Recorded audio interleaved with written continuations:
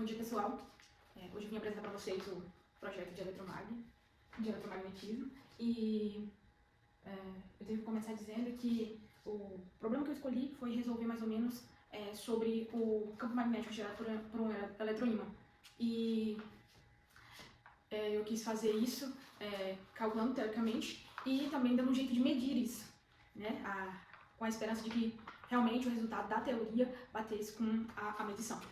Para isso eu me utilizei de um circuito, né, para alimentar ali a construção do eletroímã, e também de um circuito secundário que alimentava o sensor Hall, para poder fazer a medição dessa variação de potencial e por uma relação conseguir achar o campo magnético que estava sendo medido ali naquela hora. Bom, mas antes de mostrar para vocês o experimento, eu vou dar uma introdução a respeito das fundamentações teóricas. E eu tenho que dizer para vocês que tudo começa lá em 1820 com o Hans Christian e naquele famoso experimento que a gente já sabe, que ele percebeu que a agulha da bússola defletia, né, quando a gente estava na presença ali de um fio sendo percorrido por uma corrente elétrica.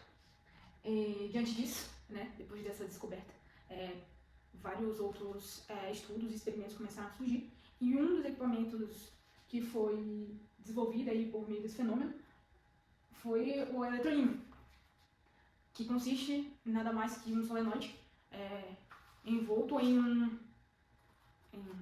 cilindro ou um material ferromagnético, né? E quando ele é percorrido por uma corrente, né, uma corrente elétrica, ele acaba gerando um campo magnético, né? E ele começa a ter propriedades magnéticas. Basicamente se torna um ímã, né? Um ímã permanente, mas que pode ser modificado à medida que você corta a alimentação ou intensifica a alimentação, enfim, consegue ser interrompido ou intensificado. Muito bacana, né? E aqui eu trouxe essa representação, né, de mais ou menos como que foi a montagem, né, do meu experimento. E aqui eu estou representando o circuito secundário com o sensor Hall, né? A especificação que eu utilizei foi esse KY024. Eu estou falando isso porque eu tentei outros sensores, eu tentei o 003, eu tentei alguns, e mesmo os analógicos eles não leram, e os outros só indicavam se existia ou não campo magnético. E como vocês vão ver, o campo magnético que foi produzido pelo meu experimento ele foi muito baixo. Então, alguns desses sensores, eles nem, por causa das limitações deles, eles nem conseguiam realmente identificar que tinha um campo magnético ali diferente. Para vocês terem uma ideia, ele não estava detectando nem o campo magnético da Terra, né? Então eles eram bem difíceis de trabalhar, eles foram para campos magnéticos bem maiores. Ok. Bom, o campo magnético gerado por um eletroímã, ele vai ter a participação tanto do campo magnético no solenoide, quanto uma amplificação magnética feita pelo material ferromagnético. E aqui eu já posso explicar um pouco para vocês sobre as propriedades desse material ferromagnético, que a princípio ele tem alguns dipolos magnéticos, né, em número de dipolos magnéticos infinitesimais pequenos, que eles estão ali em um arranjo inerte, né? Eles não estão polarizados, não estão magnetizados. E à medida que a gente aplica o campo do solenoide em cima de um material ferromagnético, o que acontece? Eu tenho um rearranjo desses dipolos de maneira que ele magnetiza, né? E polariza o material. E aí acaba tendo uma amplificação magnética desse campo que está sendo gerado, né? E isso é o pontapé inicial para a gente começar a destrinchar o cálculo, né? A base de tudo. Ok.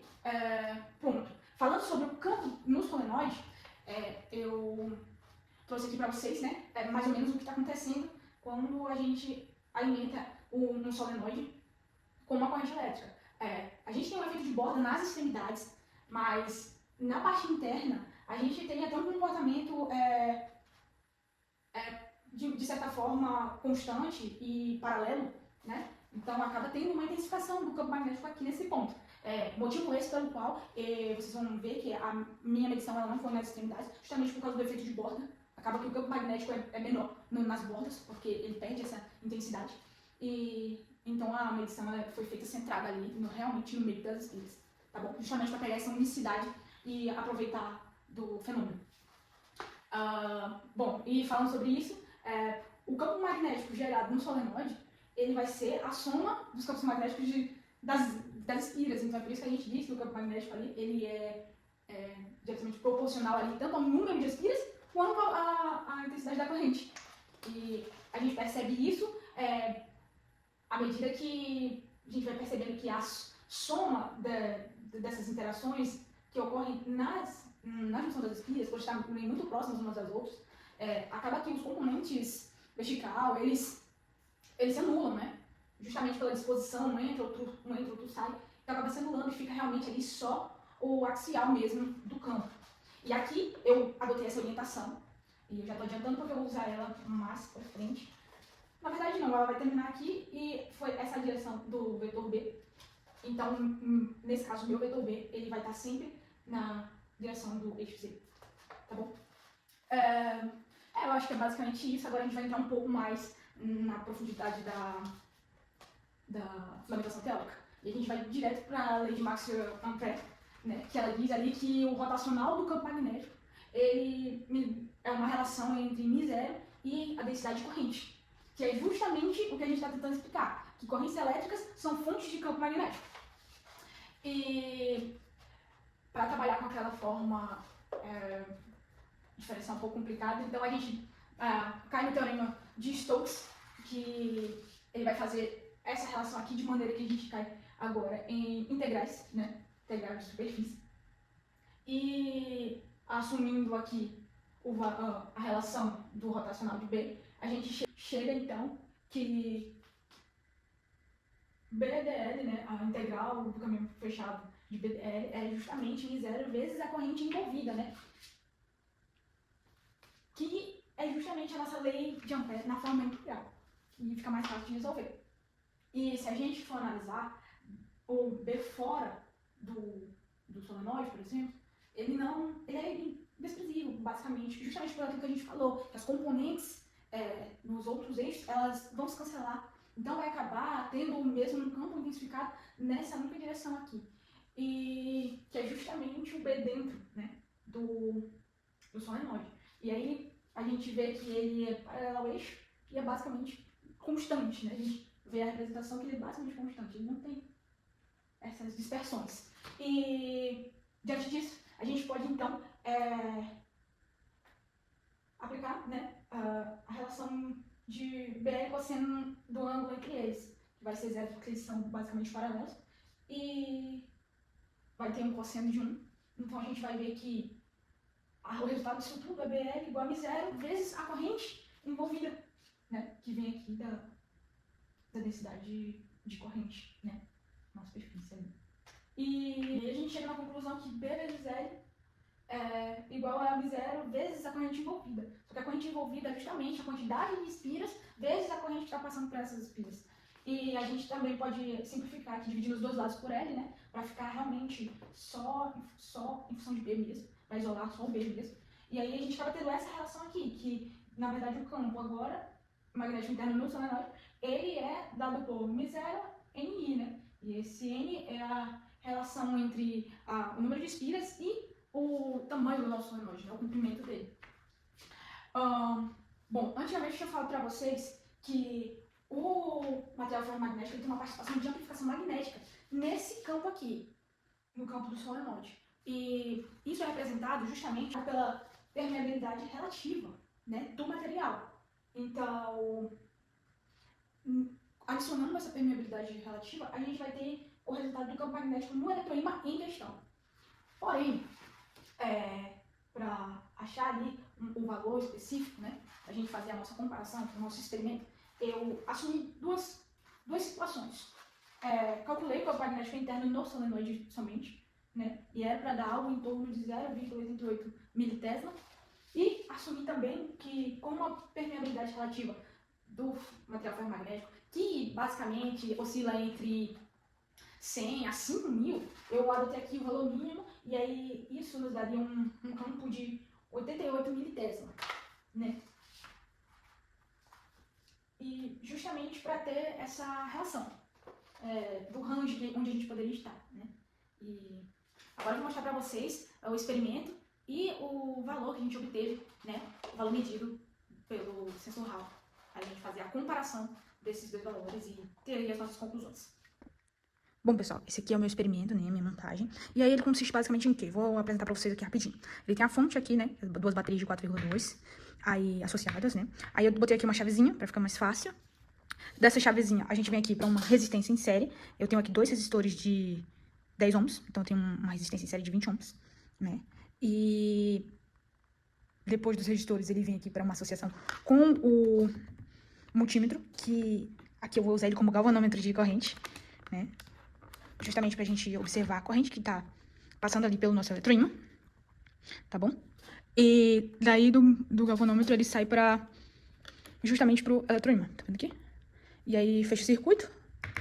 Aqui, do outro lado, eu tenho o meu circuito secundário, né, que é justamente o Arduino, que é uma placa de prototipagem eletrônica, assim, digamos, que permite a gente associar sensores a programas de software, e aí dá para fazer vários projetos e integrar com vários outros experimentos, como é o caso desse aqui. Esse aqui é o sensor Hall, tá? Ele é linear, basicamente como ele funciona. Ele tem uma tensão, né? Uma tensão de referência, que nesse caso é 2,5, e ele, à medida que ele é colocado na presença de um campo magnético, essa tensão de referência ela varia, né? E de acordo com isso tem uma relação que a gente consegue fazer e acha exatamente o valor do campo magnético que foi responsável por essa diferença de potencial, né? Causada aí no sensor. Então, ele tá aqui justamente pra gente ver. Botei ele num trilho aqui pra ficar mais fácil a locomoção. Então, num primeiro momento, ele começa aqui, né? Longe da interação, né, com o campo. E aí, ó, aqui a gente consegue ver que é justamente aquilo que eu tava falando, a tensão de referência dele já é 2,546, tá vendo? E aí a ideia é que quando ele se aproxime do campo magnético gerado pelo eletroímã, essa tensão ela varia, né? Haja uma diferença de potencial, tá bom? Eu vou mostrar pra vocês, antes disso, quanto que tá sendo a tensão aqui na nossa fonte, que isso vai ser pra gente depois calcular, tá vendo? 7,57 volts. Pronto. E aí a corrente a gente vai obter daqui a pouco. Então, bora lá. Vamos dar o start aqui, vamos conferir primeiro aqui. Continua 2,546. Então, dando start, 3, 2, 1. Tá vendo? Já tem uma corrente de 0,42 percorrendo o nosso eletroímã. E aí agora a gente vai aproximar aqui o sensor e verificar ali a diferença.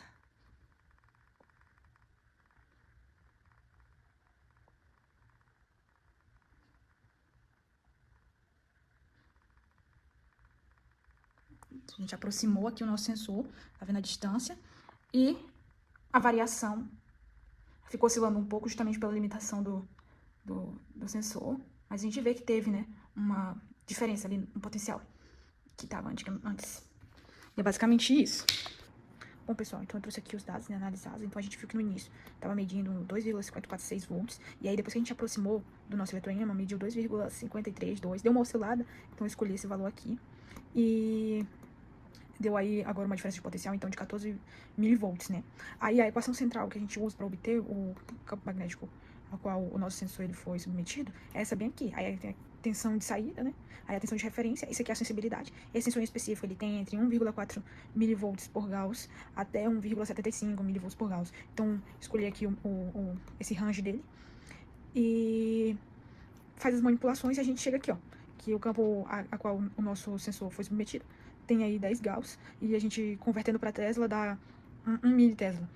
Então a gente chega à conclusão, assim, que não foi exatamente o ideal, né? A gente calculou e não deu exatamente isso, mas assim, o importante é que esse B medido, ele foi maior que o B mínimo, que era o B só do solenoide, e obviamente ele foi um pouco menor do que o B ideal, né? Que era o solenoide mais o núcleo. Porém, só dele ter sido maior do que o B mínimo, que era o B só do solenoide, já mostra pra gente que realmente essa é a medição de um eletroímã, né? Justamente por causa de ultrapassar o valor aqui, que seria só do solenoide. Então, uma conclusão básica seria essa, e apesar de não ter dado exatamente igual, deu ali perto da mesma ordem de grandeza, então fiquei satisfeita com isso.